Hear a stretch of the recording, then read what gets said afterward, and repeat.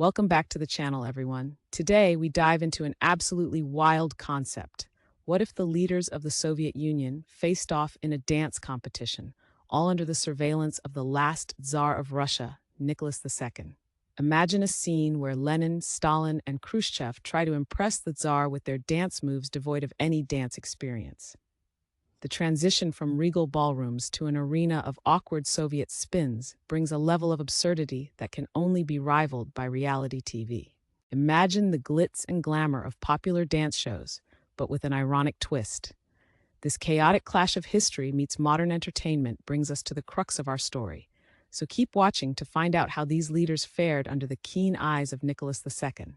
Spoiler alert, it's as hilariously disastrous as you can imagine.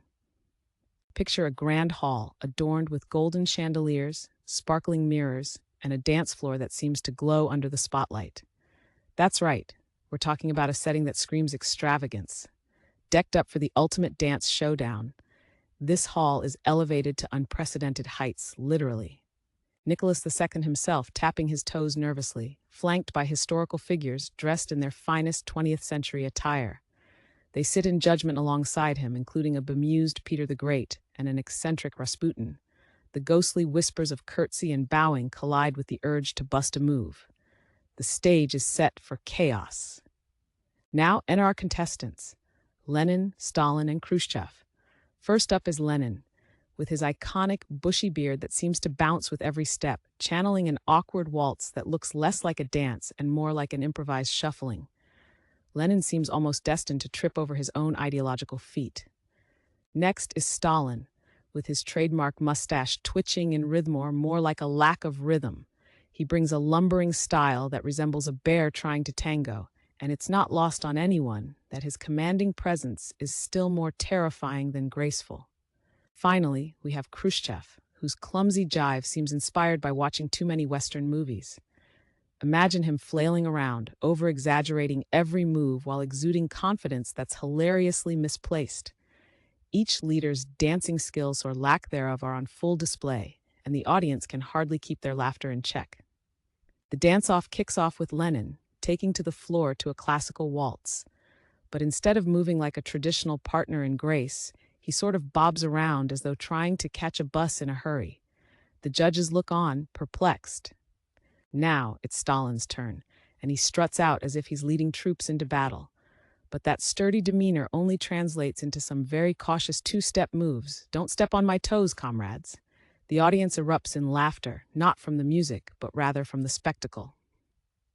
Khrushchev is up next, trying to shake it off. He exclaims that he learned to dance on the streets, yet it looks more like his fending off a swarm of bees than dancing. No one knows where to focus their pity. It's a glorious mess. The crowd is in stitches as Nicholas II raises an eyebrow, wondering if this is some form of modern art. As the stumbles and mishaps continue, we can see Nicholas II becoming increasingly exasperated. With each dance, he holds his chin, pursing his lips, and shakes his head in disbelief. His posture becomes more rigid by the second. Is this what we've come to? He mumbles under his breath while the audience howls with laughter. He's visibly questioning how these leaders managed to run a country with such atrocious dancing skills. You can practically see the steam rising from his head as his patience wears thinner than an old dance shoe. Finally, after Khrushchev attempts a ridiculously miscalculated split and ends up on the floor in a heap, Nicholas II stands up in sheer exasperation. In a dramatic flair reminiscent of a soap opera, he announces, "I can't take this anymore. Enough of this calamity, let's pull the plug," and with one swift motion, he cuts off the music. The hall plunges into silence. The lights flicker off, and our esteemed dancers freeze mid-step, bearing expressions of bewilderment.